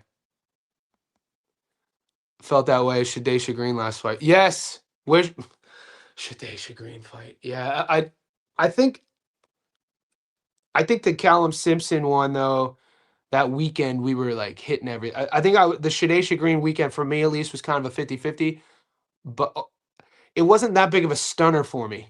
I lost a ticket, but I had Callum on multiple tickets, and I think maybe because Shadesha Green fight happened months after, I had changed my strategy of betting because of Callum Simpson. I had stopped because you know what's going to happen again. I'd stopped taking guys who were 4 to 5-1 favorites, and I stopped putting them on multiple parlays. So what I think I've gotten better at is laying out the table, setting the dinner table, like what we're doing now, looking at the odds, beginning of the week, doing film study, and then as the fight props open up to us, we're setting the table with all of the food that we have to sort of pick and choose from. And then where I've gotten better at is making sure that I don't get burned on more than one ticket with like a 5-1 favorite. And I learned a lot through I had Callum Simpson on like 4 tickets, and he was only paying like $1.14. I was like, that ain't happening again. So that's when I started doing things a bit differently. Always still giving plus, every ticket's always plus money, but I stopped getting greedy. You know, if I'm getting a plus 380 on like a 4-legger, I used to throw the plus 114 to make it plus 410, you know, rather than just eat with the plus 380. So it really comes down to learning experiences. Simpson being the favorite in the rematch is hilarious. Shows how much the bookies are favoring the political advantage. Tevin won. Yeah, Tevin fought well. Tevin lost a lot of close fights in his career. I'm a Tevin Farmer fan. Full transparency, I picked Tevin to beat Floyd. We know what happened. I'm glad to see Tevin fought a couple months ago. Tevin's world class, man. He's really good. Nakia got stopped by Ja, but he's a dog that will fight for your money. He has a 6-inch height advantage over Mason, a large reach advantage, and power advantage. And there's going to be that domestic rivalry between Kiwis and Aussies. Isn't Floyd an Aussie? I should know this. Bury him. I know Nakia is a Kiwi. Floyd's isn't he a Bridgerweight? Or I'm thinking of David Trzeski. Trzeski? The event is based around Nakia in New Zealand. Minus 3 makes him a solid parlay piece. Hey, man, I'm listening, bro. I'm all ears. Zepeda's volume. What about his defense? Well, Zepeda's defense is going to Zepeda's defense is an outcome of his offense. So you don't really see him get hit clean too much. You know what I mean? And so he's always moving. He's a swarmer. He's not a stationary target. He's not going to stand there like Tim Zoo. People do have off nights. Callum Simpson, what's up, Johnny? Samurai the Cat, haven't seen you in a while, big dog. Clear counter-punching styles. Are you shocked by how close the lines are? Ammo Nikki, I love Ammo. I know Ammo isn't elite, but Nikki isn't on his level. That's a gift. I haven't looked at the lines yet. Ammo's grown on me. Like, I think I mentioned this earlier.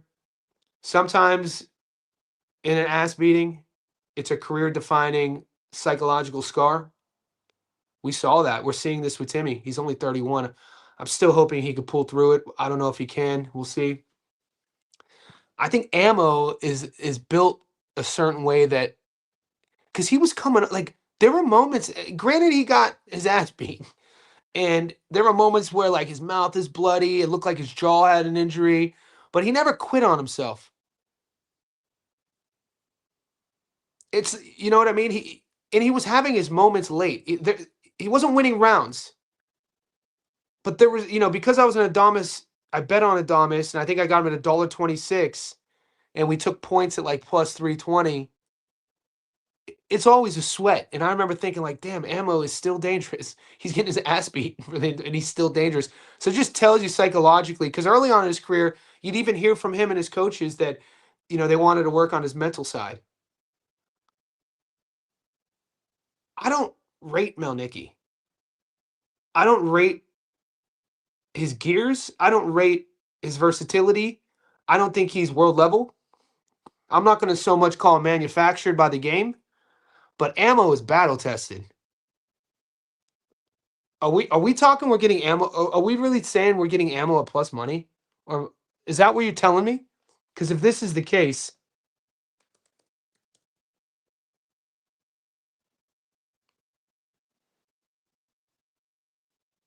okay. I mean, I still might jump. When is this fight? Shout out to Barium with the eyes. My man got an eye forward, eyes ahead. Okay, so after this chat, like that is great value. Dude, say what you will about Ammo Williams, about his shortcomings in the ring. That kid is an athlete. That kid has a set of nuts on him. That kid is battle tested. He's picked himself off the canvas before. He's been in there with world champions before. I can't say any of that about Bill Nicky. I think Austin Williams is going to go and show out. I love Austin in this matchup, man. This fight wasn't even on my radar. Core beating Teo is better than Core beating Zepeda. Okay. Zepeda Shakur showed he can fight Zepeda fight and outskill him. On paper, the Teo win is better, but I think Zepeda is the better win. Bet on Roach. Roach will win. He'll counter Zepeda all night. Samurai! If Roach can't beat Zepeda, he's not the boxer you think he is. See, dude, Zepeda's a beast, guys. Watch his tape. Like, Zepeda is a lot to deal with. Like, I don't know, man. Johnny read my mind. Sims versus Barbosa Jr. all over again in terms of the event. I think there's parallels, boys. I think we're trying to find patterns here. Sims said he had a cramp. Sims said he had a cramp in his leg. Well, Kenny does suffer from sickle cell anemia.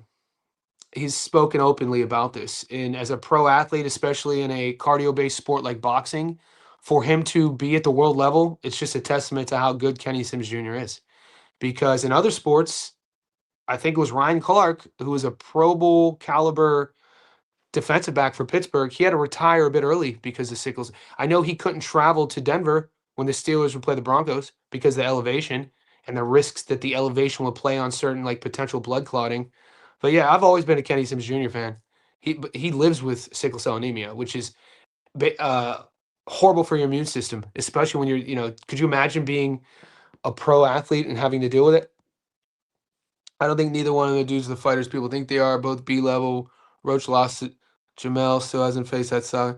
Jamel Herring's former world champion, man. Don't be hating on Jamel Herring, boy. Jamel Herring, Team USA, let's go. You guys have nice revisionist history. You guys pick and choose who you like. Come on, dude. One time Jamel Herring was the man, dude. Stop.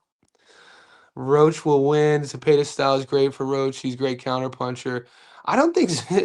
I think you guys, because he was catch and shooting with Tank in the pocket. You think he's a great counterpuncher? I don't know, man. I think Roach is a guy who thinks he punches a little. I think Roach is a guy who thinks he punches a little harder than he really does. Actually, Zepeda lacks power. Zepeda is more skillful than Pitbull, but Zepeda lacks power. That's what kept Pitbull in the fight. Cully got knocked out by the Mexican. Yeah, from what I've seen so far, Sal, I might not be betting on that Cully fight. Where's the Dev 9th round? Roach. The boys are already torn. Reeves has literally fought no one, but funny enough, he can still win this fight. Cully is a disgraceful clown. No chin, no heart. You guys are hilarious. What's going on, Johnny? How do you connect? What's up, Boxing Jesse? Just simply sign. You can sign up on the channel. You can either sign up on YouTube to become a VIP. The link is in the comments, or it's on my YouTube channel. It says join. Once you join, you get access to the Discord. Zuffa doesn't give a rat's fuck about bros. They don't. Zuffa don't give a fuck about manufacturing a prospect. They don't got time for all that. They could care less about your young prospect. Oh, you got a nice little young prospect, 6-0? Cool, I got something for you. They'll give him like a 18-3 Mexican vet, like a 26-year-old 18-3 guy. How's he deals? Let's see how he deals with this guy. And like, God damn, it's a bit much for a guy with 6 fights. 9th round. You guys are getting specific. How could you be so specific? It's going to be the 9th round. Zepeda has 1 loss. Lost on points to the best defensive fighter on the planet. Never been stopped. Has a 90% knockout to win ratio. He's the bigger guy. Roach is the guy who cut his teeth at 30. Zepeda's going to be the taller guy. Roach averages 40 punches a round. Zepeda averages close to 100 punches a round. Zepeda's the A side, Golden Boy card, and you guys are saying Roach 9th round knockout. That's insane. I joined late. I'm taking. I like Zepeda plus money. Frank was up 6-2 before he got knocked out. But you got to understand Tank's style, though. It's not that Frank was up 6-2, and Frank didn't get stopped in the 9th. Let me fact check that. And if you're right, Dev, shout out, big dog. It's just off jump. Was it the 9th? 8th. Okay, I'll still give it to you. I'll still give it to you. I thought it was the 7th. So, but that doesn't. That's how Tank fights. I don't know if he was up 6-2. I don't think that was the case. Tank usually, dare I say, give a couple rounds away. He's watching what you're doing. He's reading what you're doing. He's setting traps. He's a brilliant boxing mind in there. You don't have to like him. You don't have to cheer for him. I'm not a Tank fan, but you can't hate on what he does or how he operates. Very, very, very high level boxing mind in there. It's one of my favorite things he does as a boxer. You could tell he grew up in the ring. You don't see a lot of fighters in modern boxing set traps anymore. Tank is brilliant at setting traps. Tank is brilliant at putting you in a position where he wants you to be in and then making you pay for it. He's also brilliant with making you think that you're comfortable in there. He's brilliant with making you think that you're safe in there, and you're not, because you walked right into his trap. And that Frank knockout started in the 2nd round. Go watch the 2nd round. Go watch the end of the 2nd round. There's about 10 seconds left. Frank is exiting right against the ropes. They square up. Tank feints like this with a foot feint. And Frank bit, and Tank winked at him and pointed. He's like, I got you. He knew he had him. He was biting that heavy on foot feints in the 2nd. And then he set that trap up. And then the 8th, it was all she wrote. Yeah, I'm not a Tank fan, but come on, man. Tank is not a one-trick pony.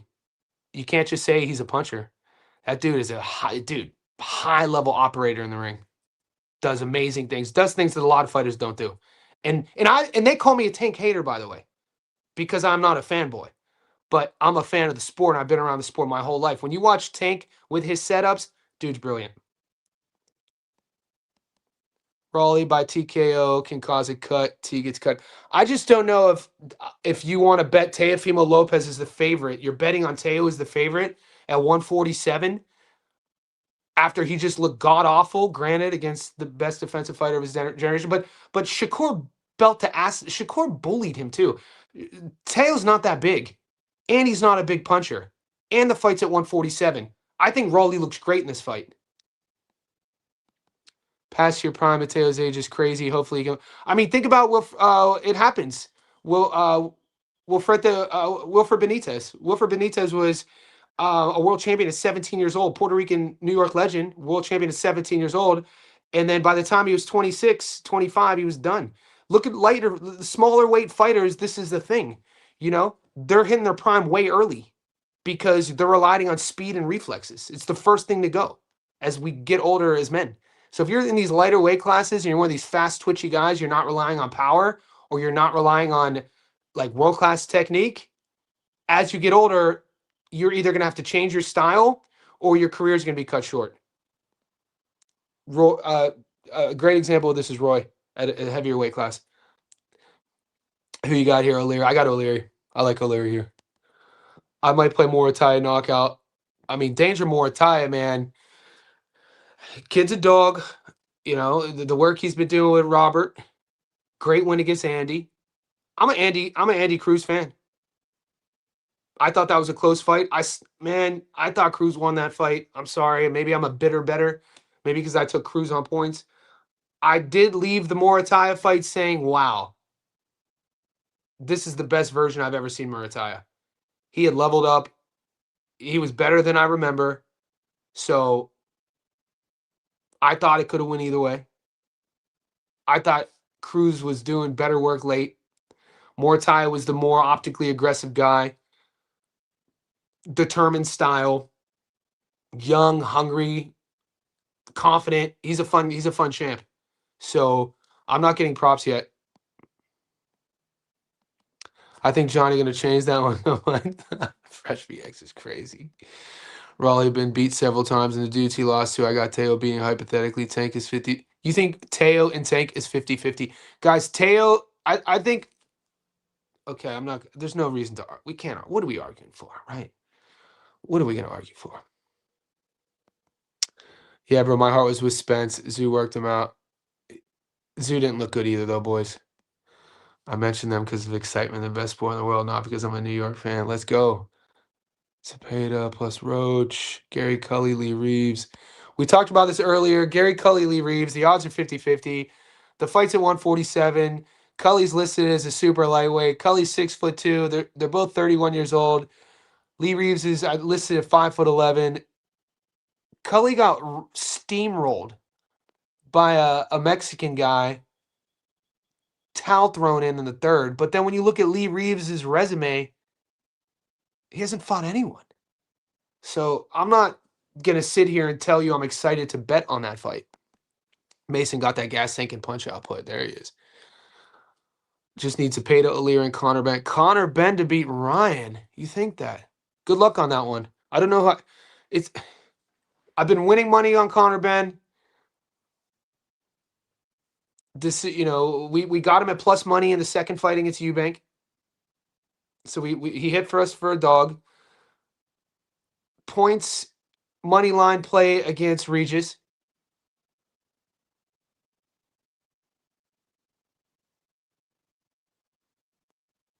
I don't know. It's hard for me to bet. This, yeah. I personally, I still don't like. It leaves a bad taste in my mouth, the Garcia Haney fight. And so, and then how Garcia looked against Raleigh, and then how Garcia took his foot off the gas tank against Barrios. I don't know. I haven't thought about that fight yet. Don't let Gary Soper your weekend. He's working for the sports. Who's Gary Scupper?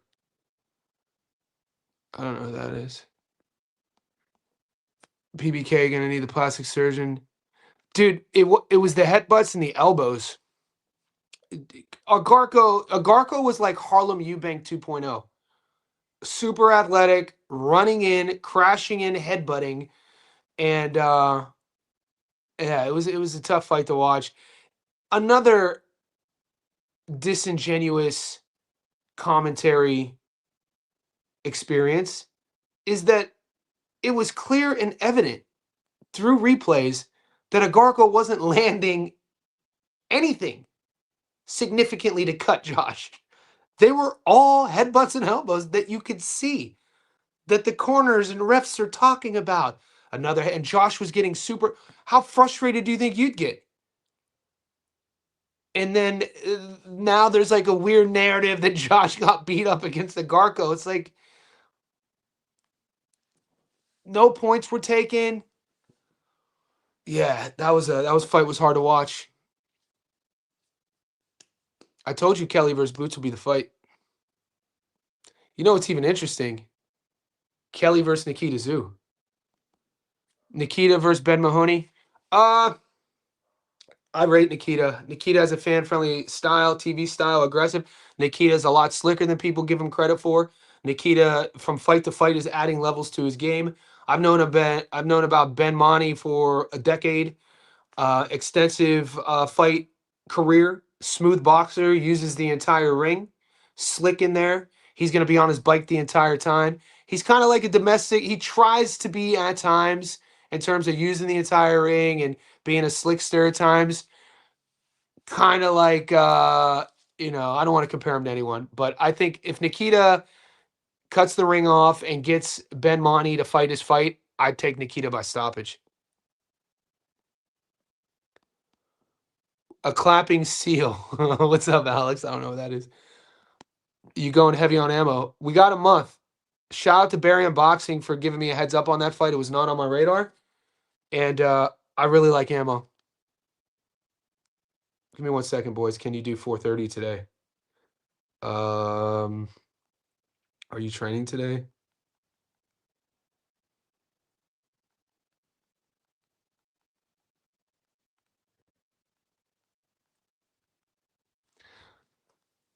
Luis, where you been at? Let's go. Guys, we've been on an hour and 45 minutes. There's 92 of you in here. Just like the video for me. Rudy. Tank's volume isn't high like Zepeda's. I don't see Roach successfully catching and shooting. Exactly. He'll try it, but get overwhelmed. I'm thinking distance. That's the thing. I've watched Roach's career. For me to have watched Roach's career and never thought to myself until the Tank fight. It wasn't until the Tank fight I was like, holy shit, dude. This kid could catch and shoot. Like that was only, like, for me at least, like, I don't want to say it was a new thing because I'm sure you'll watch his tape and he's looking for it. But Tank fought like flat-footed in the middle, and he chose to fight him that way. And so Roach was skilled enough to fight Tank's fight. I think Tank was probably impressed with Roach's hand speed. Roach has great timing. And so in order to fight that fight, though, you're going to have to play that game. Zepeda doesn't play that game. Zepeda's like a snowball rolling downhill. You know what I'm saying? It's not like a stationary object to where, or like a swinging door. My coach used to say, like, don't get caught in the trap. Like you get caught in somebody's rhythm. Boom, counter, boom, counter. Like Zepeda's not playing that game. You know what I'm saying? So what's Roach gonna do? Wait to counter him once and out angle him, and then what's he gonna, like? I don't know, man. My instinct says Zepeda plus money is the play. I'm late to the combo. What's your favorite pick for Lamont? Zepeda money line. Yeah, Zepeda's up 3. Zepeda's up 30-27. Somebody just said it'd be crazy if there's another draw. And you know the boys are going to play the draw. You know what's up, Legendary Jackson? Why wouldn't you play the, I mean, for the sake of the boys, you got to sprinkle on the draw. I think Zuffa is the best promotion in the game. I'm getting better. It's been a learning experience over the last 6 months. They're entertaining, for sure.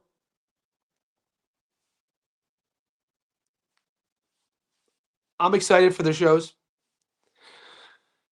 And more importantly, you get to learn about newer fighters. I was talking about this last week on my live, is that I generally think that if I don't, our community has our ear on the pulse of like the American domestic scene. I keep you guys connected to the Aussie domestic scene. Barium Boxing keeps us connected to the women's scene and Japanese boxing. We got UK fighters in our Discord, and guys who are sharps in the UK who keep us up to date on the British and UK domestic scene. So when I see a guy like Tony Hurst Jr. that I didn't know existed from Oakland, California, I'm like, who the hell? This freaking kid is really good. Not only in that first fight when she was a 7-1 dog against Merriweather, where he beat him everywhere. He didn't just, like, it wasn't like he overwhelmed him. He outboxed him. He was better than him. He was quicker than him. He was more skilled than him. His footwork was better than him. His timing was better. How does that get past us? Right? How do you miss it? But then that just has to make you think, how many more Tony Hurst Jr.'s are out there that we don't know of that aren't getting opportunities? And then he goes up against a guy who fought on that same card in Benito, who had knockout of the night, and Hirsch steamrolled him and made him look super domestic. And it's like, that's my favorite thing about Zuffa, is being introduced to guys that are really good that I didn't know who they were. And we know a lot of guys. Tony Hirsch Jr., if you don't know who that guy is, put an asterisk by his name. Well coached, disciplined, well rounded. How did he get past? Like, how did he get under our radar? Shout out to Zuffa for finding that kid. He blew me away. Both times watching him, like, he's doing things in the ring that are super seasoned. And I don't even think he's at his full potential yet. Because in order to get to your full potential with that well-rounded skill set, confidence, with each win, he's getting more confident with his introduction to the world and his social media following growing. The confidence is coming, but that confidence is going to add even another layer to his game. So Zuffa does that as well. How did you pick your UFC picks? I picked them. I've been watching UFC since 1993. I've been interviewing MMA fighters over almost 2 decades. I watch every UFC card. At one time, I used to do a lot of just MMA only content. My favorite fights of the UFC in the modern era go back to like 2004, when a 21-year-old Nick Diaz fought a 20-year-old Robbie Lawler. And one of the craziest knockouts you'll see, both guys end up becoming legends. Or you watch a 19-year-old Nick Diaz in Pride FC's first ever American event fight Takanori Gomi, a Japanese legend, the Fireball Kid. No one really even knew who Nick Diaz was at the time, and he beat him. Takanori Gomi was a freaking superstar. He would pack out the Japanese super arena, 100,000 people, and they bring the Pride over for the first time to the States, and a like young, fresh, babyface Nick Diaz submits him. So I go way back, man. I picked the UFC picks just how I pick boxing. I grew up in combat sports. I've written too. I'm a published author, so I reference that because in both of my books, former world champions I've interviewed. My old roommate was a UFC fighter, so I don't focus on the UFC content as much anymore. We're boxing focused, but I watch all the fights, and I got an eye for that. I've been betting on UFC since jump. People say Roach is going to follow shoot. Yeah, he can't. The people who are saying that really don't quite understand boxing. Lamont Roach is not Shakur Stevenson. He doesn't have the feet. I feel like Zepeda versus Roach fight is going to be similar to Shakur versus Zepeda. No, they're different style. Roach doesn't have the feet. It was a money glitch last night. FanDuel had Richard hit fight plus. Get out of here. No. Did you take advantage of it? Y'all cats. Did you take advantage of it? Top notch. You're doing a great job. Thank you. I appreciate your support, man. Haven't seen you in a while. Guys, we're approaching 2 hours. You guys like the long live streams. There's 100 of you in here. Like the video. If you haven't subscribed, hit subscribe.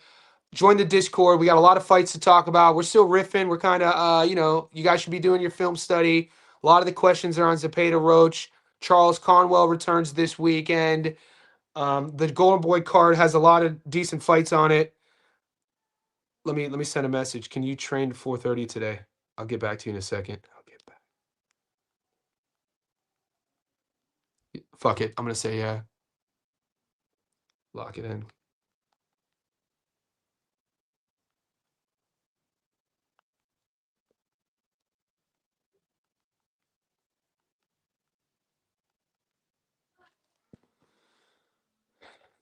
Dude, the live streams are growing, man. I'm sure some of you guys in here remember when there'd be like 4 of us. And shout out to I know Jay's probably not in here, but Julius, the sniper. Jay Knows Boxing. Follow him on YouTube. He's one of our boys. And if any of you guys out there who feel that you could do what I do, just get started. If you love boxing, if you have a mind for it and you really love it, and that's your whole goal is that you love boxing, you want to, tell your story about the sport, give your take on what you see, create, do it. Because we need more people who know what they're talking about. We need more people who are doing it for the love of the game. But looking at 100 people in here 2 hours in, I remember there was 4 people. 100 is crazy to me. I know it's nothing in the, people, 1,000, 2,000, but I don't care about viewers. But my point was, if you're out there and you're just starting like Jay or, wherever you are and you're putting content out, don't let the amount of subscribers deter you from what you want to do. Don't let the amount of people watching deter you, the amount of likes. Always focus on your intention, the love of the game. Trust me on that. Love you, boys. See you in the Discord, boys. I'm going to lock it up soon. Jeez, these lives used to have 40. We're at 100. We're growing, Beastie. We're growing. We're growing, brother. Zepeda's volume could cause trouble. Guys, I'm going to be uploading my Stats Don't Lie video tomorrow of the breakdown, both paths to victory for Zepeda and Roach, my official prediction. Make sure you hit notifications on the channel. Shakur's top 100%. Shakur's top 5 pound for pound.